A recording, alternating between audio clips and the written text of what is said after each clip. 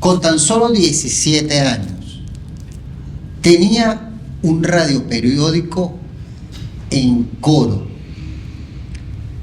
Este venezolano maravilloso es una de las demostraciones más fehacientes que ser comunicador es una vocación. Ser comunicador es una forma de hacer país, de entregar amor.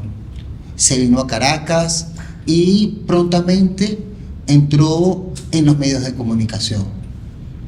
Cuando le pregunto, ¿entraste como reportero? Dice, no, no era propiamente reportero. Se llamaba el periódico La Extra. Y desde hace mucho más de 50 años, Manuel Felipe Sierra es un político venezolano, un periodista venezolano, pero sobre todo es un analista de lo que sucede en el mundo. A diario tenemos la oportunidad de verlo por las pantallas de televisión.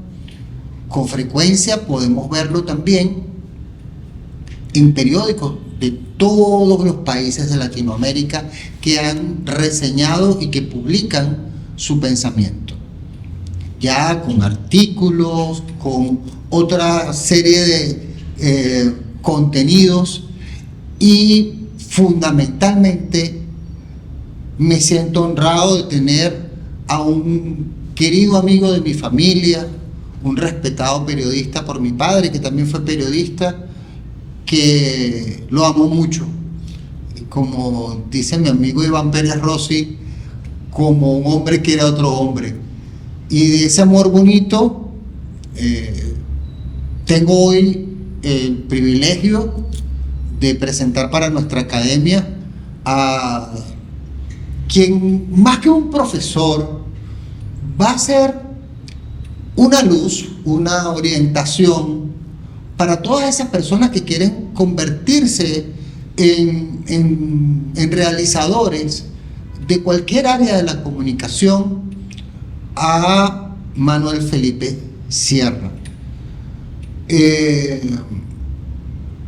Me voy a permitir llamarlo Don Manuel, por la dimensión que representa este hombre en las comunicaciones venezolanas, y que sobrevive a sus ya casi 45 años, a la vorágine de la comunicación contemporánea, haciendo patente y demostrando, Manuel Felipe, Don Manuel, que la comunicación no es esta vorágine de las redes. La comunicación es un acto planificado, es un acto voluntario y que sobre todo no es ingenuo. Esta materia en la que nos va a acompañar, inicialmente yo le coloqué creación de discurso, entendiendo que, por supuesto, el discurso es una imagen, el discurso es una palabra, el discurso es un conjunto de palabras, el discurso incluso a veces es hasta el vestuario. Y le había dicho que nos preparara algunas cosas de los discursos que a él más le gustan, pero bueno, iniciamos con lo básico en esta conversación que por supuesto es más que una clase, es poder registrar la dimensión de un analista como tú de lo que es el discurso para jóvenes y viejos que nos escuchan. Oye, muchas gracias, ¿verdad? Muy contento de compartir esta conversación contigo, y bueno, además te agradezco tantos adjetivos, ¿no? que precedieron a nuestra conversación. Pero efectivamente la idea es conversar sobre el discurso, ¿no? Tú sabes que el discurso, como se ha dicho, es el uso del lenguaje en el acto comunicativo. Y por supuesto, eso ha sufrido los cambios propios de los cambios de época, ¿no?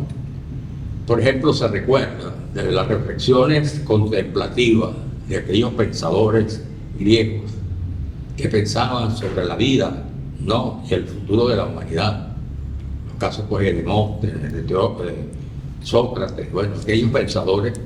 Hasta el lenguaje, este lenguaje, como tú dices, cambiante y complejo de la actualidad, ¿no? Y eso ha pasado, el lenguaje, podemos decir, ha pasado por varias etapas, ¿no?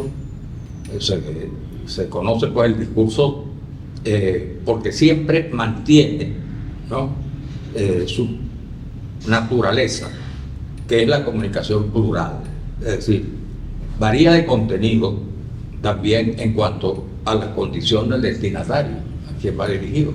Entonces siempre un discurso se concibe en función del destinatario, ¿no? De la audiencia, ¿no? Del interlocutor. Por ejemplo, hablando de algunas etapas, los famosos discursos clásicos, ¿no? De academia, de congresos, de las iglesias, ¿no? Eran discursos que fijaban frente a personajes gobernantes, eran propios de figuras gobernantes, figuras históricas, en aquellos ambientes cerrados, ¿no? Por ejemplo, los discursos en academias, ¿no? En el Congreso, en los templos, los famosos discursos históricos. Trasladando a Venezuela, pues podríamos hablar de los famosos discursos en aquella etapa previa a la independencia que se realizaba. Y también yo creo que sí, siempre tiene vigencia, y lo cito por la vigencia que sigue teniendo, fueron los famosos discursos de Simón Bolívar en el Congreso de Angostura, ¿no? Y que sin duda fueron así, ¿no? Pero tampoco después sobrevino, o eso derivó en el famoso meeting político, la concentración política, que era un discurso ya dirigido a grupos humanos para provocar reacciones inmediatas, ¿no? De apoyo a la audiencia, ¿no? En este caso, normalmente el orador tenía ya el reconocimiento del auditorio y utilizaba un lenguaje libre, sin antecedentes y de agitación. Y esto es importante. Se trataba de estimular, de transmitir fuerza y emoción, ¿no? a los oyentes, ¿no? Era un lenguaje pues libre, y eso no se puso de moda, tuvo una presencia muy importante como antecedente de las revoluciones, ¿no? En el mundo entero, de los cambios políticos, y posteriormente también en la formación de los partidos políticos, ¿no? También a nivel universal. Fue el recurso pues característico, y esto sí es bueno citarlo siempre, de las guerras mundiales del siglo XX, ¿no? Y además perfiló y potenció el liderazgo de figuras históricas, ¿no? Muy importantes, como el caso de Limpo, Churchill, Mussolini. En América Latina tuvo también grandes oradores, siempre se recuerda a un orador, el famoso líder colombiano Jorge Eliezer Gaitán, que se consideró que fue un orador verdaderamente excepcional. Y generalmente los grandes líderes, muchos de ellos fueron presidentes en sus países en aquella época, se destacaron por su capacidad oratoria, ¿no? Hay un caso, yo creo que es inevitable mencionar, porque podría ubicarse como el antecedente más importante del discurso político en Venezuela, de ese discurso, del meeting, que fue pronunciado por Jovito Villalba, ¿no? El 28. En el 28, frente al Panteón Nacional, frente pues, de las protestas estudiantiles contra Juan Vicente Gómez. Ya el panteón era ese panteón que nosotros conocemos. Sí, claro, por supuesto. Y bueno, se dio allí y eso fue lo que representó la generación del 28. Y por supuesto, Jovito siguió siendo pues una figura importante. Ante la conciencia libre de América, surge íntegro, encendido de fuerza, en grito de una protesta unánime, el mismo ideal de fraternidad latinoamericana que 100 años antes cupo holgado en la mirada visionaria del Libertador. En tierras de Venezuela ha vuelto a sonar el momento del héroe, que se revela como una campanada para esta tumba gloriosa en la inquietud de nosotros, que es la inquietud del gesto que ha de venir. Libertador, ha llegado de nuevo la hora en que tu acción coincida para nosotros en este momento de definirnos ante el destino y ante nosotros mismos. Habla, oh Padre, ante la universidad donde se forjó la patria hace años y pueda oírse otra vez tu voz rebelde de San Jacinto. Jovito Villalba, discurso ante el Panteón Nacional, 6 de febrero de 1928. Y luego está el tema que los partidos políticos en Venezuela, que de alguna manera se fortalecen a partir de la muerte de Juan Vicente Gómez, a partir del año 36, estuvieron siempre de alguna manera condicionados por el verbo de sus fundadores. Eran grandes fundadores, eran grandes políticos y con el verbo fueron aglutinando partidarios, personas que compartían y coincidían con sus discursos. Y bueno, y ese es el caso, por ejemplo, de los que conocemos, ¿no? De Rómulo Betancourt en AD, el caso de Rafael Caldera, el mismo Villalba, que estuvo también en URD, luego líderes también importantes, Domingo Alberto Rangel, por ejemplo, que fue un dirigente de AD también importante, figuras, que te digo, también históricas, el caso de Andrés Eloy Blanco, ¿no? Hora es esta buena para decir que ningún país cercano no del nuestro es mal querido de nosotros. En lo que pudiera depender del pueblo y del Estado venezolano, todo gobierno cumplirá íntegramente la función histórica que su pueblo le ha confiado. Y que si el hecho de no tener amistad con algunos gobiernos no amengua ni en un ápice nuestro afecto por los pueblos que esos gobiernos rigen, tampoco es de temerse interferencia alguna de parte de nosotros para alterar la paz de esas naciones. Era un orador ya, si no de agitación, era pues un orador que llamaba la atención de las personas por su planteamiento.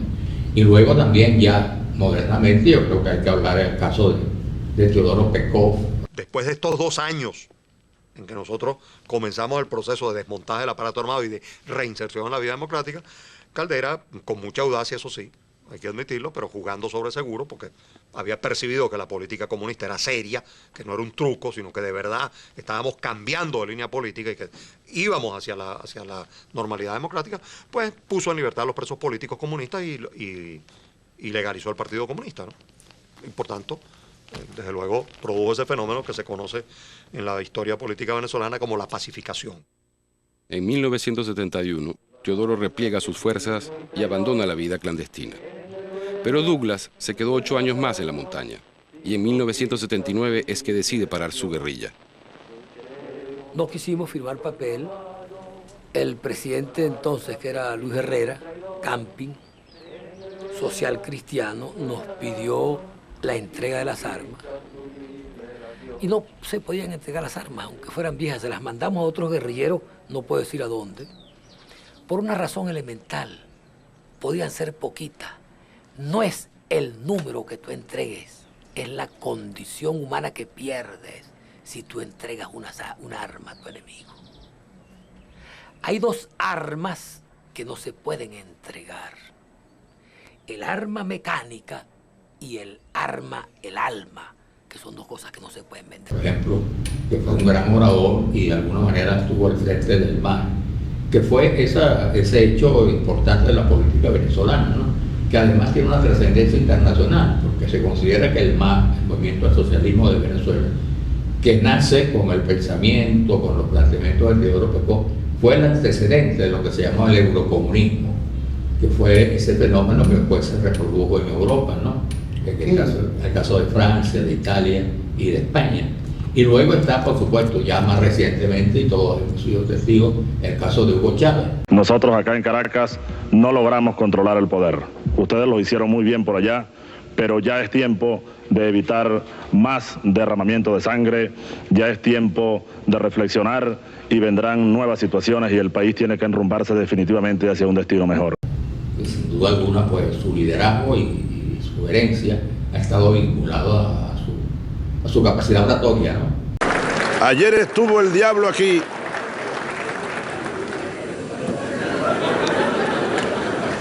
En este mismo lugar huele a azufre todavía.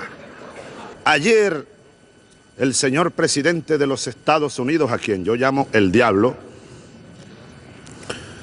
vino aquí hablando como dueño del mundo. Un psiquiatra no estaría de más para analizar el discurso de ayer del presidente de los Estados Unidos. Por supuesto, ya de otra manera. Siempre hubo el meeting, pero también él tuvo la capacidad de comunicarse con los nuevos mecanismos de comunicación y hacerlo con mucha propiedad. Yo creo que eso es importante destacar. Pero yo creo que también en el tema del discurso hay un hecho importantísimo, y es el nacimiento de la radio. La radio es todavía, por los años, el acontecimiento clave de la comunicación social. Se trata, por supuesto, de saberlo, de un vecino que pone al día al oyente de noticias, de mensajes, del movimiento de la comunidad, de la música, de las quejas, de la lectura de periódicos. Sin necesidad de tener un periódico en la radio, tú te leías en el periódico. Y además, y esto es importante, permite al oyente interactuar, ¿no?, con las emisoras, ¿no? Como sabemos, pues, está la figura del locutor, que, por cierto, que hace poco se van a cumplir 100 años de la radio en Venezuela, y hay figuras, pues, pasadas a la radio, a la comunicación. Cierto, Aire creo que es del 26 o del 27. Del 26. Wow, ahorita. Sí, y entonces está la radio cumplió ese papel durante mucho tiempo, cuando los periódicos eran fundamentalmente de artículos, de comunicación, ¿no? Hasta que después los periódicos, yo creo que un antecedente importante fue Últimas Noticias del año 41, que ya privilegia la noticia frente al artículo de fondo.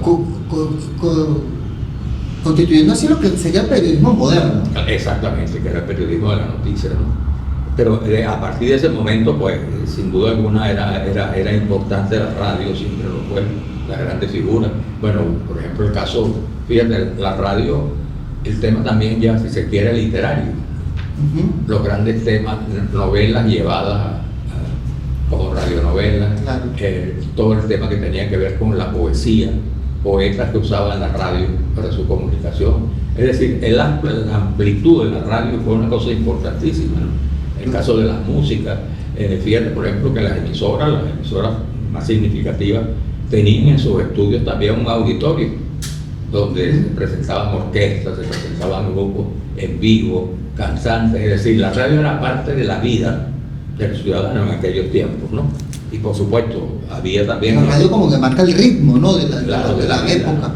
Y pero aquí hay una cosa que hay que señalar también, que estaba también sujeta, ¿no?, al locutor, que decías tú, el famoso libreto que se decían guiones del locutor, que se ajustaba a normas de información que obligaban a la información responsable, y también tenían, pues, de alguna manera una vigilancia importante en aquel momento, inicialmente del Ministerio de Comunicación, que hacía que su transmisión cumpliera con ciertos requisitos y parámetros morales, legales, de comunicación, ¿no?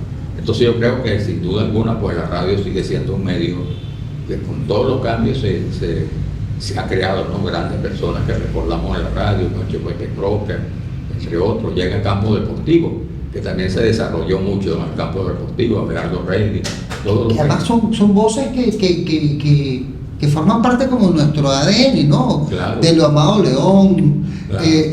Gonzalo López Silvero, Papadito Candal, Todo, ¿no? Ali Khan. Claro. ¡Partida! Una cosa que además se hace, el hipismo, ¿no? como que se hace parte de nuestra sociología. Y luego ya en los años 60 también ya la noticia no solamente era leer el periódico, sino que se convertía la noticia en un diario. El caso de Noticumbo, que ya tenía ¿cómo se llama?, reporteros que iban. Y de hecho sigue siendo el eslogan, el periódico impreso en la radio. Pero bueno, todo eso es importante destacar, que ese era un tipo de discurso, ¿no?, estaba condicionado por esas realidades. Pero irrumpe luego la televisión. Claro, pero ahora viene la televisión. La televisión, como tú sabes, combina la radio con el cine, ¿no?, ya con la imagen. Es decir, es la radio lo que puede transmitir lo que hace la radio, y el cine por la imagen. Pero a diferencia del cine, que tenía imágenes ya fijas, ¿no?, la televisión las cambia cotidianamente, diariamente. Y bueno, esto ha facilitado los cambios tecnológicos, ¿no?, y su vinculación con otros medios.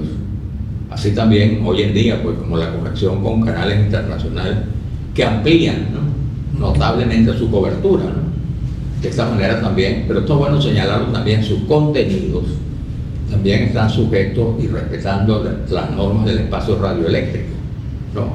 Y por supuesto, sus programas están de alguna manera avalados, ¿no?, por el compromiso de una información y de un contenido responsable, serio, ético, responsable, ¿no?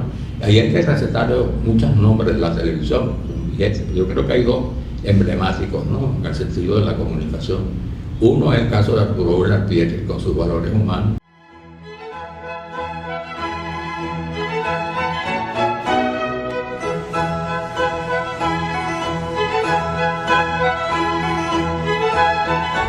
Amigos invisibles, el proceso de la colonización de la América Española coincide con uno de los momentos más dramáticos e importantes de transformación de la mentalidad del hombre en Europa.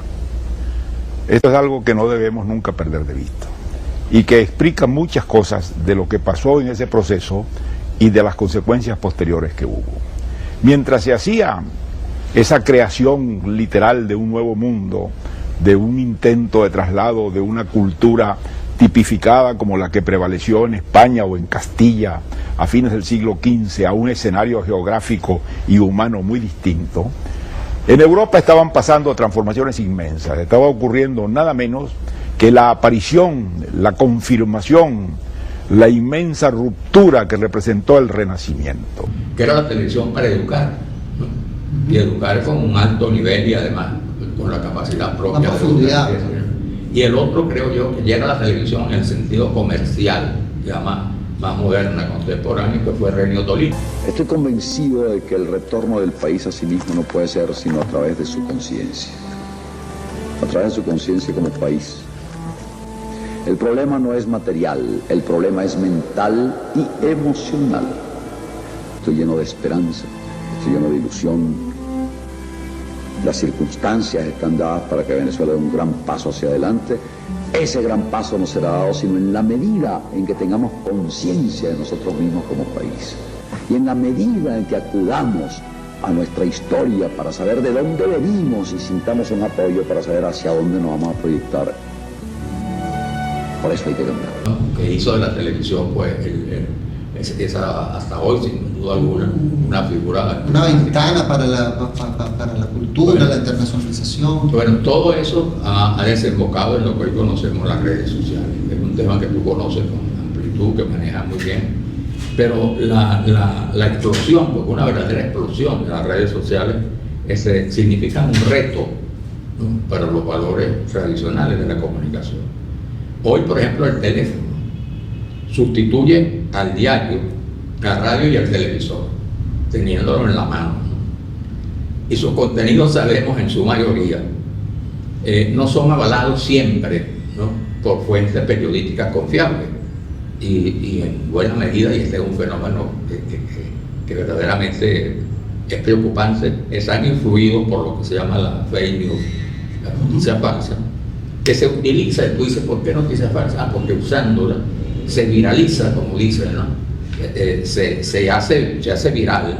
Como un virus, se expande. Y eso permite ganar seguidores, ¿no?, a quienes expanden ese tipo de... Y la gente se vuelve loca por los seguidores. Por los seguidores, y bueno, y eso marca también, ¿no? Además, está el otro tema. A diferencia de la radio y la televisión, no está sujeta a la responsabilidad editorial, ni a la responsabilidad del medio serio, ni tampoco al control del uso del espacio radioeléctrico, ¿no?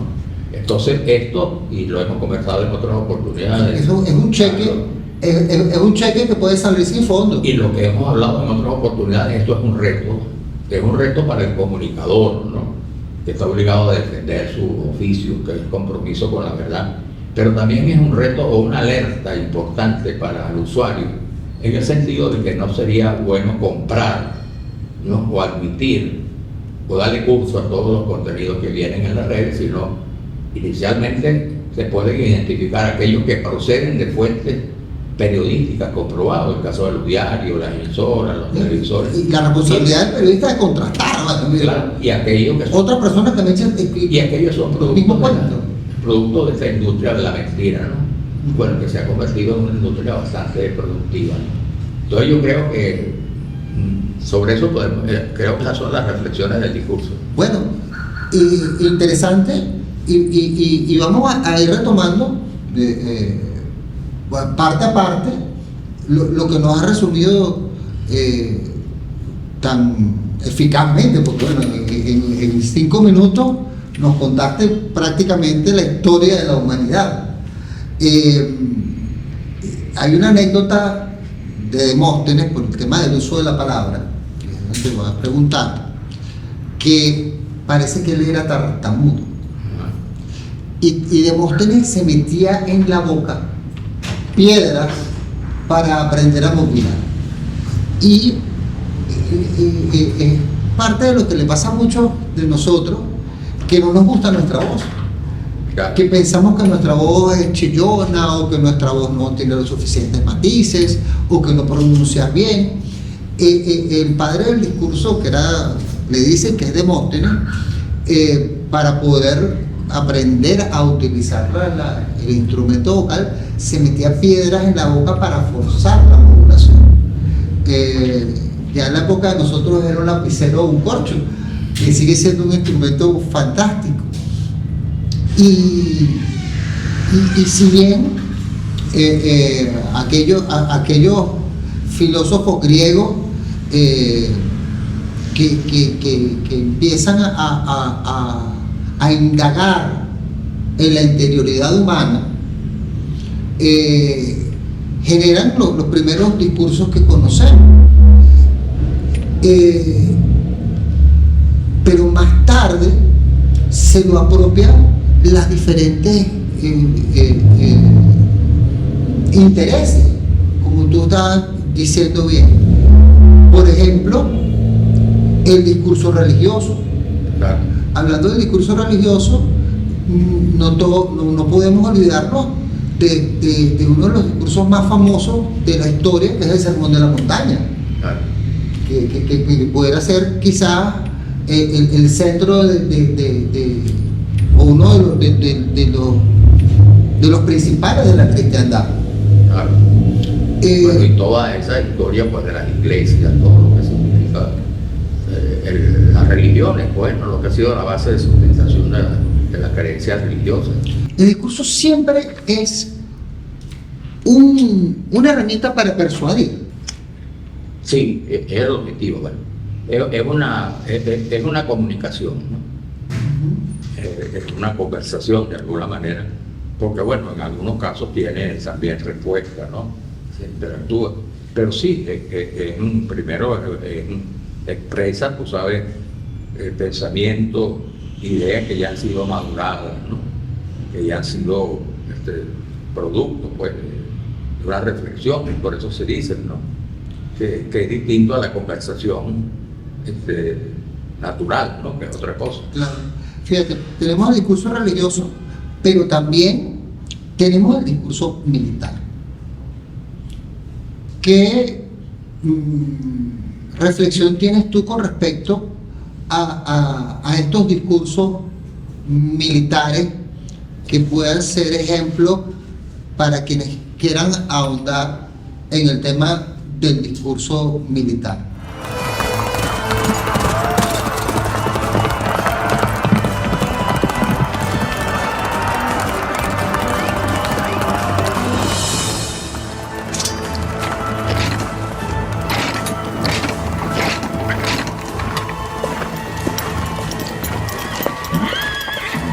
Este es el ejército más grande y más hermoso que ha hecho armas en un campo de batalla.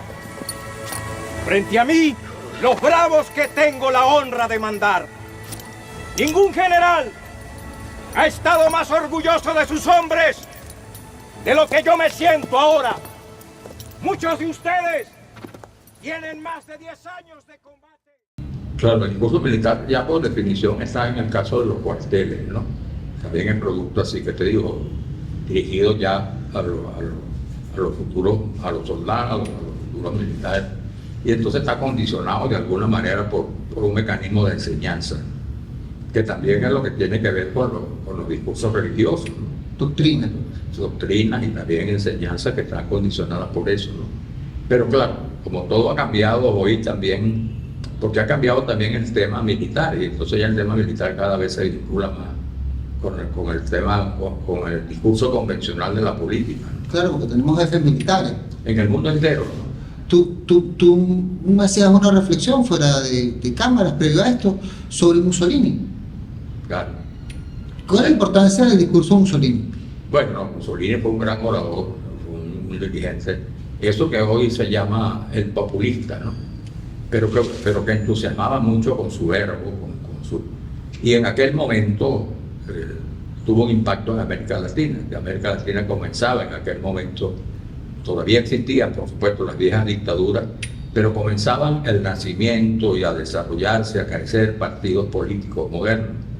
Y ese discurso fue tomado por muchos de esos líderes de Mussolini, porque era un discurso muy eficaz, ¿no? Es el caso, por ejemplo, de Jorge Eliezer Gaitán, el famoso líder colombiano que yo señalaba, que sin duda alguna, Gaitán era civil. Fue, claro, dirigente liberal que fue asesinado y provocó eso que llaman el Bogotazo, ¿no? Aquella catástrofe, y que fue lo que inició de alguna manera la guerra, ¿no? Colombia. Siguen en guerra. Bueno, pero era un orador que era un gran abogado y en aquel momento también en Colombia se transmitía en los tribunales, en escenarios, algunos por radio se transmitían algunos discursos, y él era reconocido porque era un orador brillante, y entonces también tenía que ver mucho con los juicios de Gaitán. Cuando se sabía que Gaitán iba a decir un discurso, ¿no? de este tipo, bueno, se paralizaba, bueno, la radio, y aquello fue importante. Incluso cuando lo asesinan, 2 días antes había pronunciado un discurso histórico en defensa de una persona que había sido condenada, según él, de manera injusta. Pero eso se fue extendiendo, y todos esos oradores de América Latina, de alguna manera, no era que se copiaban, pero sí adoptaban de mucho que tenía que ver con el discurso de Mussolini.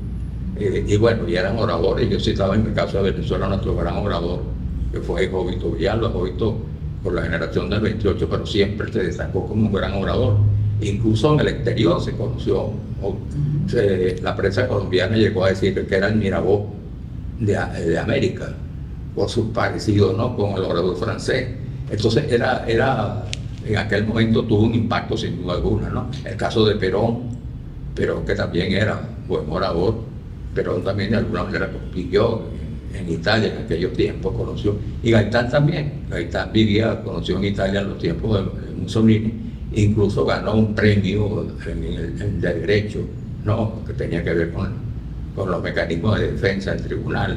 Pero ese fue un impacto sin duda, ¿no? Esa mezcla de político y de militar, a mí me vienen como 4 preguntas. Por supuesto, tú nombraste a Bolívar, pero yo recuerdo siempre con mucho cariño un discurso anterior de Bolívar, que fue en 1810, que fue el de la Sociedad Patriótica, claro, que dice, bueno, es que 300 años de calma no bastan. Claro. Y de inmediato brinco, 92 años después, a ese discurso de 1902 de Cipriano Castro. Venezolanos, la planta insolente del extranjero ha profanado el sagrado suelo de la patria. Un hecho insólito en la historia de las naciones cultas, sin precedentes, sin posible justificación. Hecho bárbaro, porque atenta contra los más rudimentarios principios del derecho de gentes. Hecho innoble, porque es fruto del contubernio inmoral y cobarde de la fuerza y de la alevosía. Es el hecho que acaban de realizar en la rada de La Guaria hace pocos momentos las escuadras alemana e inglesa. Sorprendieron y tomaron en acción simultánea y común 3 vapores indefensos de nuestra armada que habían entrado en diques para recibir reparaciones mayores. Y puesto que la patria no puede ser grande y poderosa sino en el ambiente de la confraternidad de sus hijos, y las circunstancias reclaman el concurso de todos estos. Cuando el bloqueo, claro, que Cipriano dice que se ha hollado el sagrado suelo de la patria. La planta insolente del extranjero. Ajá. que además movilizó el país entero y lo unió, que estaba deshecho después de una guerra civil, construyéndose a pedacitos de Lego, de rompecabezas, y lo une. Pero yo no recuerdo ningún discurso de Gómez. No, Gómez no hablaba, no tenía discurso, y era un hombre muy, en ese sentido era un hombre muy discreto. Entonces, ¿es una condición moderna o imprescindible que el líder tenga discurso, o el poder quizás no necesita discurso? No. Cuando yo te digo que fue un mecanismo de comunicación de los políticos, lo cual no quiere decir que todos los políticos deben usarlo, así como también hay organizaciones políticas que han surgido, pero en buena medida a partir de esos años muchos de los partidos políticos de América Latina nacieron estimulados por el verbo de sus fundadores, que también eran destacados oradores. Además, los parlamentos eran sin duda alguna también un escenario donde esos líderes y oradores tenían la posibilidad, ¿no?, de consagrarse. Y yo señalaba, por ejemplo, el caso de Andrés Eloy Blanco, que no era un agitador, pero bueno, en la constituyente del 47, Andrés Eloy Blanco pues marcó una época. Y aquí un joven que comenzaba a ser parlamentario, llamado Domingo Alberto Rangel, que era de Acción Democrática, se convirtió en un líder, en un orador tan importante en la constituyente, y además era de esos oradores, tú sabes, que invocaban, ¿no?, y hablaba porque Napoleón, tal cosa, y eso provocó que Miguel Otero Silva, en el Morrocoy Sur, lo bautizara como Jurunga muerto. Bueno, hablando de muertos que han revivido a través de un discurso, está el doctor Caldera, que dijo que estaba en la reserva, y cuando el golpe de Estado, un discurso sumerge en el olvido al Lepage, que llama muerte a los golpistas, y el discurso de Caldera lo renace. No, ¿Cómo fue ese equipo? ¿Cómo fue esa? Morales Bello. A Morales Bello. Se condena en una sola palabra: mueran los golpistas. Sí, bueno, no, pero que Caldera siempre fue, porque también nació también gracias al verbo de Caldera. En esta hermosa jornada cívica de hoy, que ha levantado el prestigio de la patria venezolana ante las naciones hermanas, la batalla principal, primordial, la ha dado el chiripero.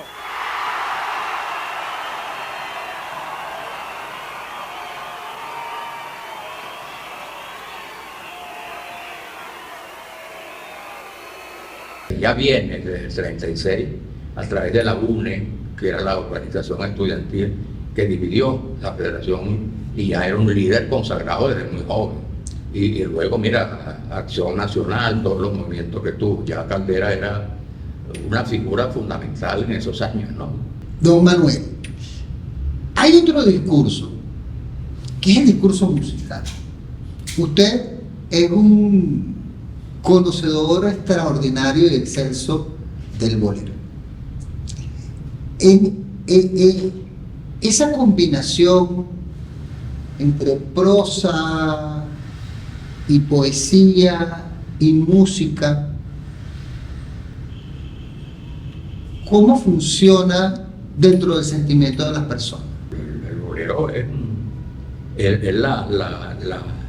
dicen que es la canción que no tiene dueño, ¿no?, porque por su naturaleza se puede acceder al bolero. De hecho, el bolero, que nace, como sabemos, fundamentalmente en Cuba, ¿no?, de la trova cubana, bueno, se fue matrimoniando después con otro ritmo, otros géneros musicales, con la guaracha, con el tango, con la ranchera, y se convirtió en un género que su gran valor es la letra, ¿no? Letra que, como sabemos, pues siempre pone el acento en el amor, en ese tipo de pasiones, ¿no? Y por supuesto, eso ha sido el hecho de que el bolero, pasados los años y viviendo muchas etapas, sigue siendo un género musical con una gran aceptación. ¿Tendrá dueño? Y en el caso del destinatario, ¿quién es el destinatario del bolero?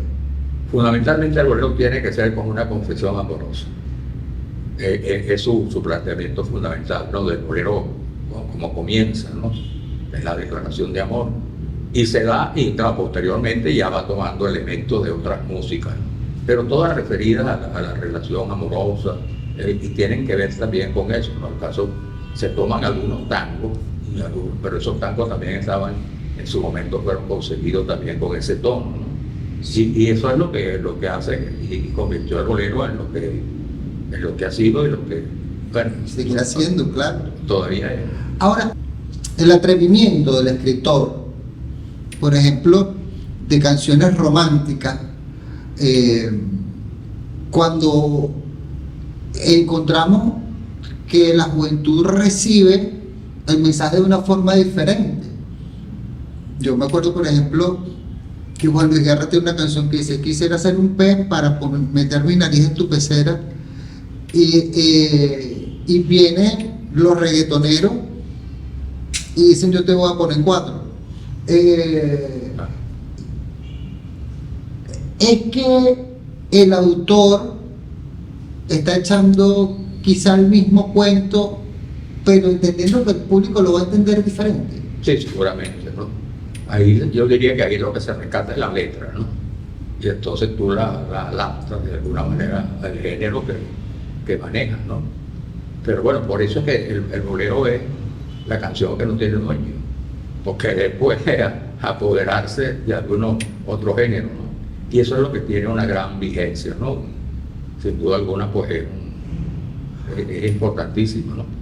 Para ir cerrando, vámonos a lo que ha sido tu ejercicio. ¿Te ha tocado escribir discursos para otras personas? Sí, bueno.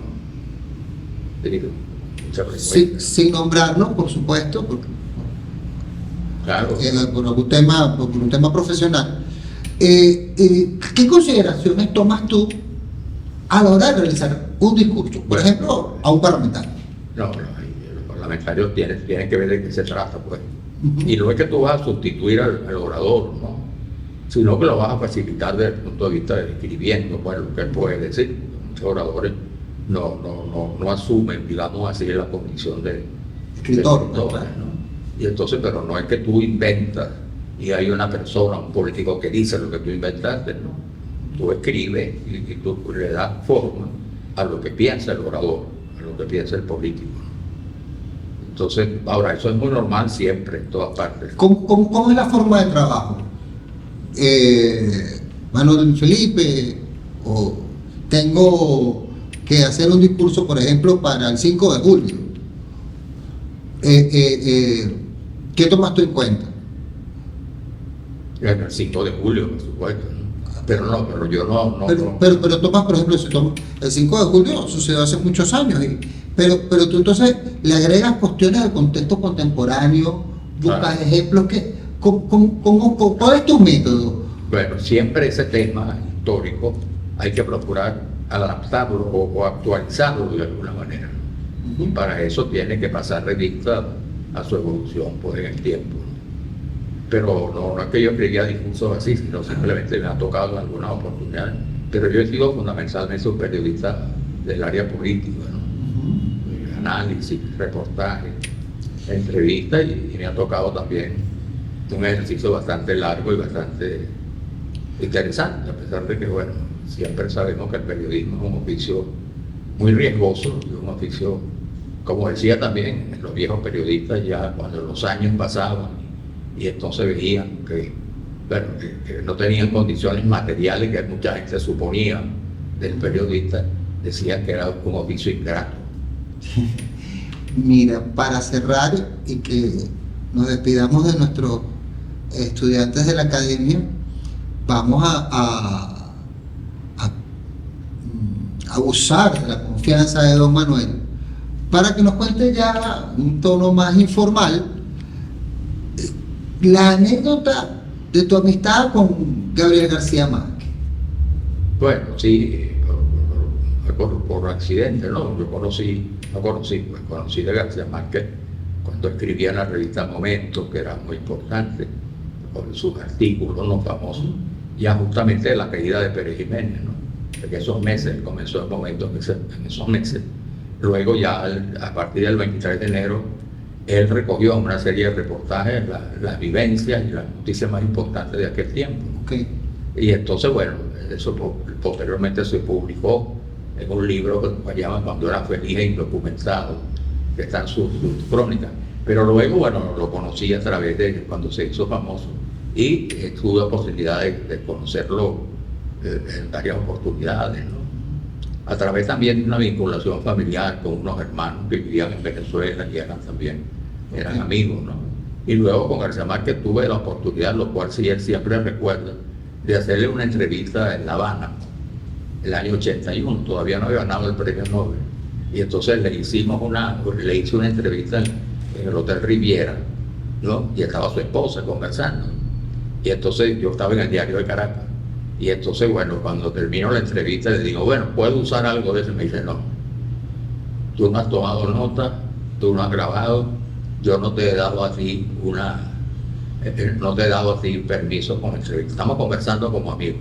Pero olvídate de eso, después podemos hablar si estás interesado en una entrevista y tal cosa, porque ya te conocía que cobraba por la entrevista. Y entonces una entrevista costaba, no sé, decían $5,000, no sé qué cosa.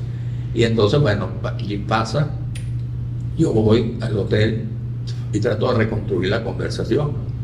Y llego a Caracas y entonces publico en el diario de Caracas una entrevista, sobre todo para aspectos políticos que él había hablado, ¿no? Él hablado de la política.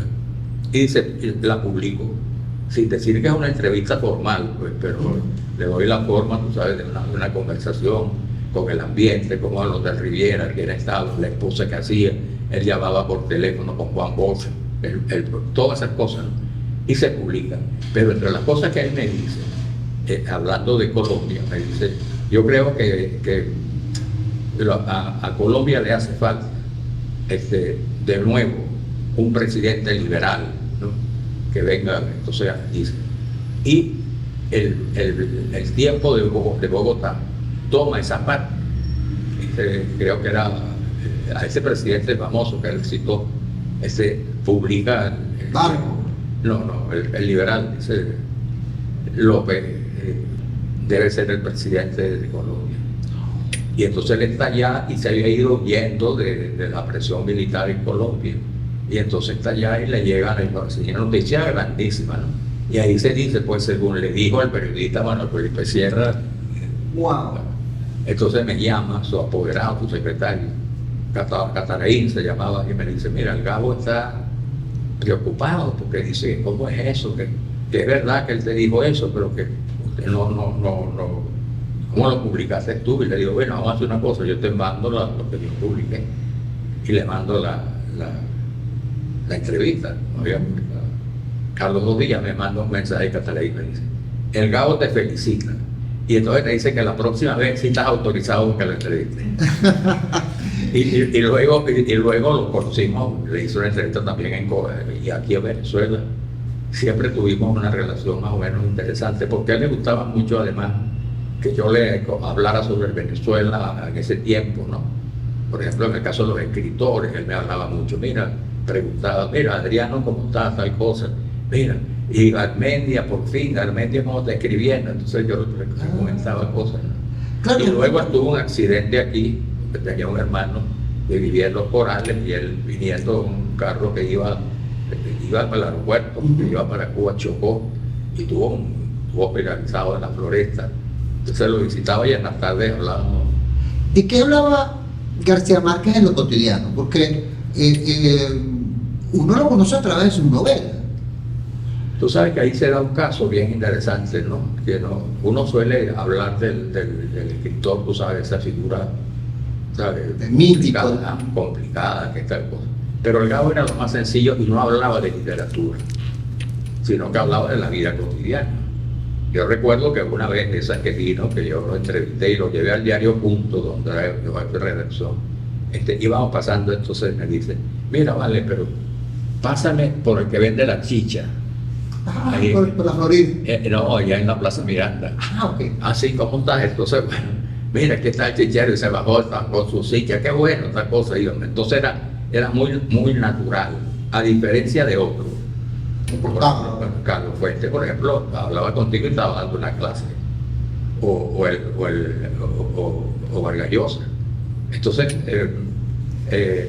ese gran escritor, ese extraordinario escritor no se reflejaba, digamos, en el trato y en su vida cotidiana, sino que era una persona que, bueno, Porque tú, por ejemplo, hablabas con Carlos Fuentes y te decía, bueno, porque si derivamos todo el modernismo, pero bueno, porque García Márquez no hablaba del modernismo, pero en todo caso lo que hacía era un chiste, ¿no? Entonces, pero eso era una característica, pero haciendo así en lo personal, fue el gran escritor que todos celebramos y conocimos. Bueno, en la próxima clase vamos a hablar de una acción revolucionaria que tuvo don Manuel en lo que fue la construcción de un nuevo periodismo en Venezuela, que fue una revolución, creo que por el año 78, con el Diario de Caracas. ¿Te parece? Como no, con mucho gusto. Yo creo que es importante retomar ese tema. Hablaremos de eso y de otras cosas. Y como es costumbre, vamos a tener la posibilidad, luego de la emisión de esta clase, de tener esta vez un poco más breve la llamada, para que ustedes puedan establecer y hacerle algunas preguntas a don Manuel Felipe y podamos avanzar en esta maravilla de tener la posibilidad de aprender del discurso de la mano de este gran. Muchas gracias. Muy complacido. honradísimo. Muchas gracias.